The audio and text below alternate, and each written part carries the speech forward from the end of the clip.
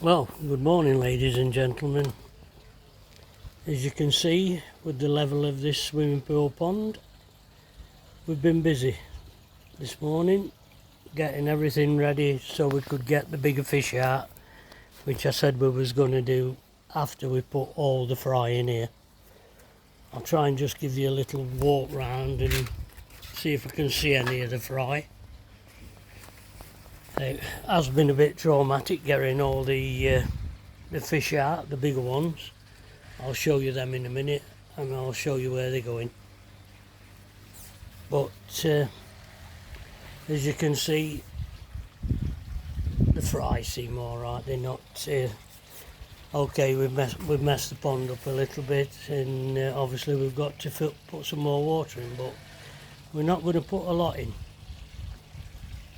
Probably 4 or 5 inch. We have been using this water over the week, well, for over a week now, to water the garden with having all the hot weather. But you can see some fry there swimming about, but when you think there's over 200 in here, and hopefully we're going to get some decent fish out of it. But I'm going to start giving a bit more heavy feed,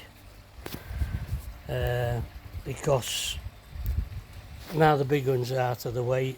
What I was doing, I was throwing all different size pellets in, and I was getting a lot of muck.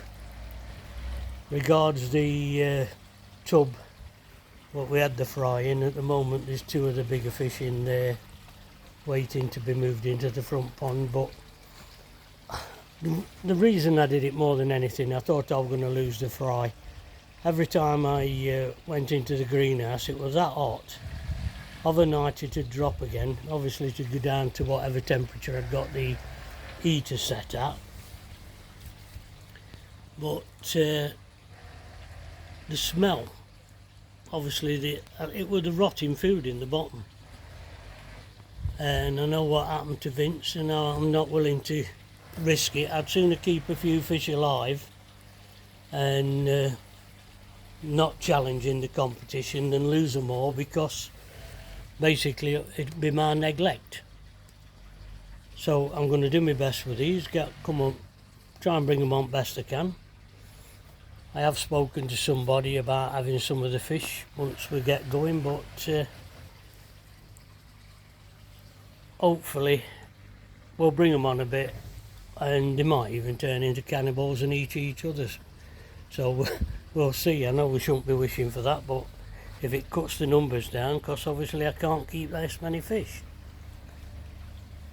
I don't know how many live in here, because I think if this were full, I think it's about 1700 gallon. But anyway, I'll show you what fish we've got out, and also tell you what I've been up to since the show. I've actually been in touch with Lebo at Lebo's Koi.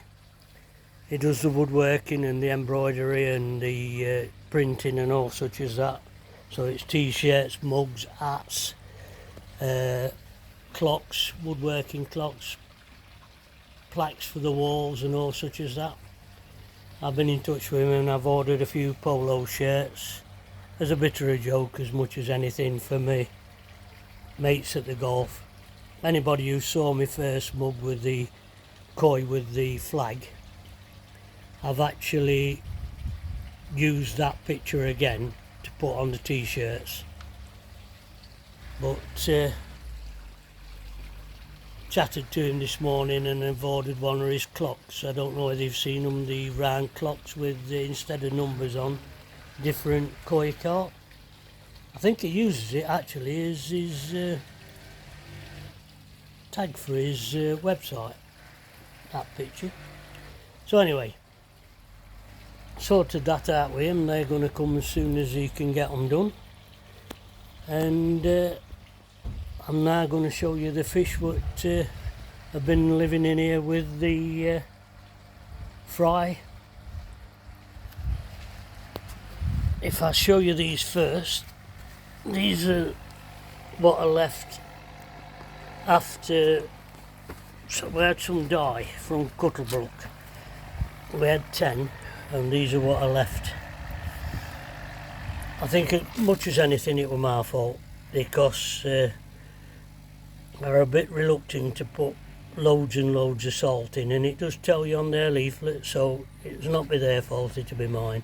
I didn't want to put loads of salt in, and I did lose some quite quickly. That one there has not seemed to have grown at all. I've looked at my photos, so they are the right fish.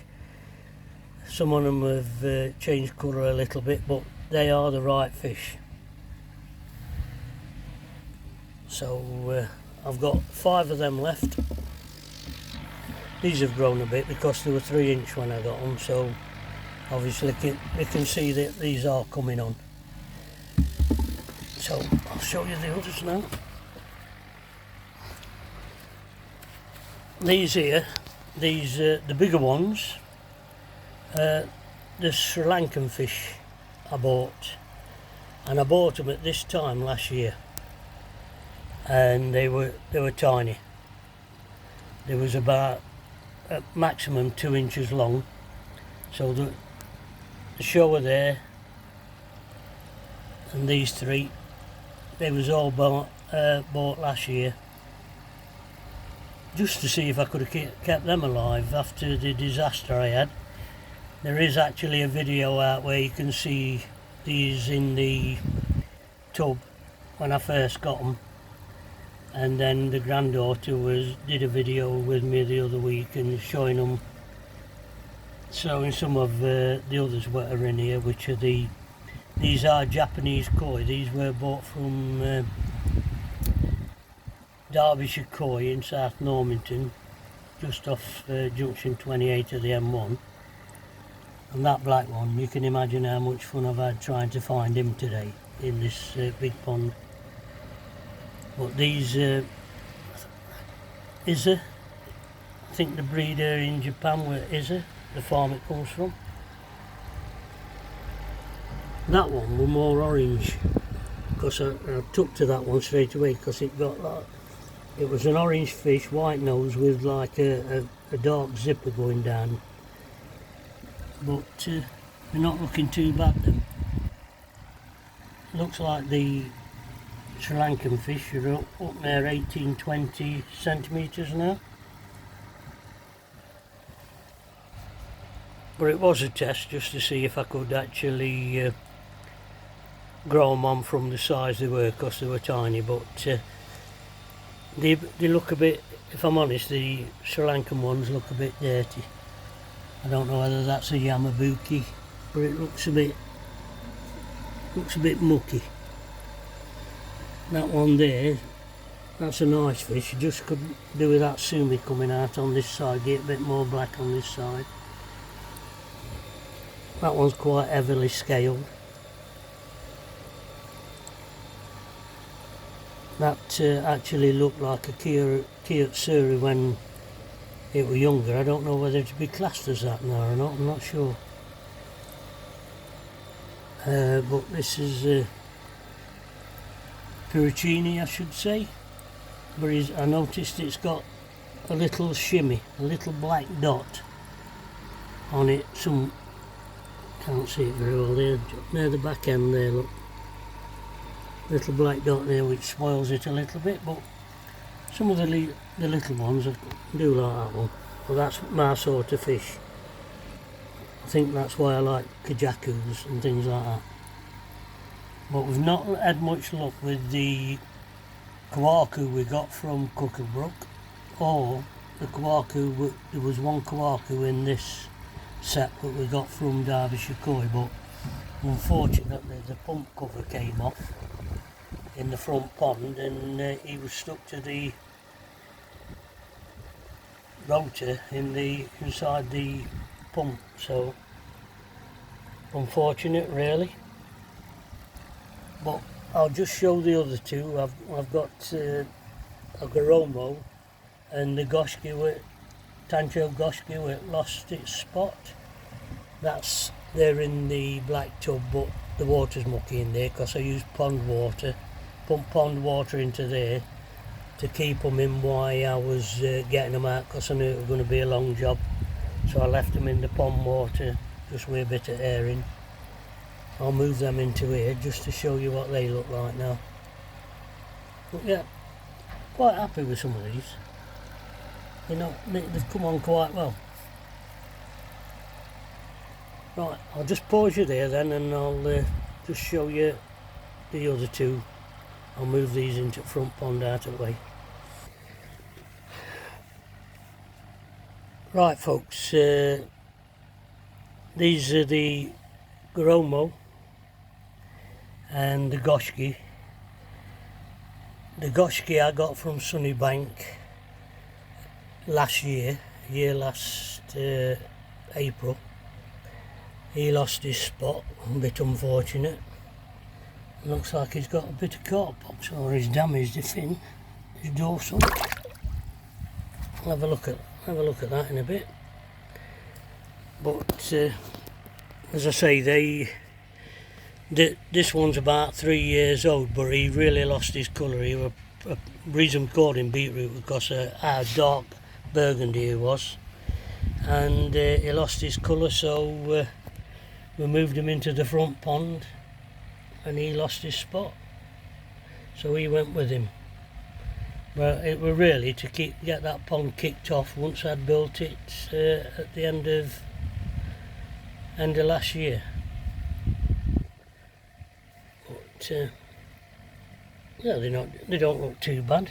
The Goshki actually, the Gromo actually looks better than he did before. But I shall move these into front pond with these and see where we go from there.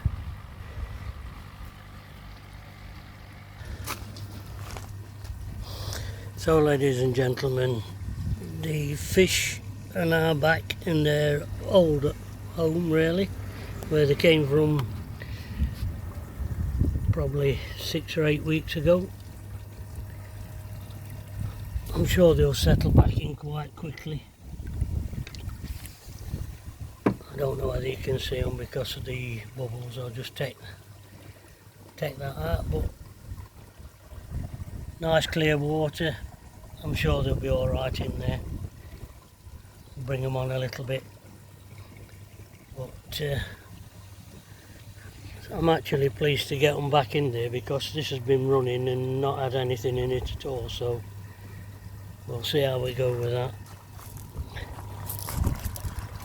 Not really happy with this video, so it's a bit scrappy, but it does get a bit stressful when you're doing trying to catch fish and rushing about, and you don't want to hurt them, but you're jumping on one thing or another.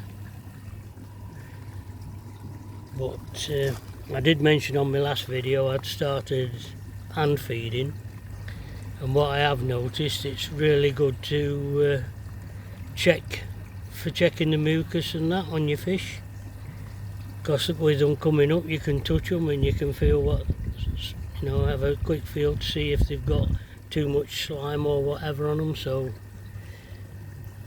but they did seem fine.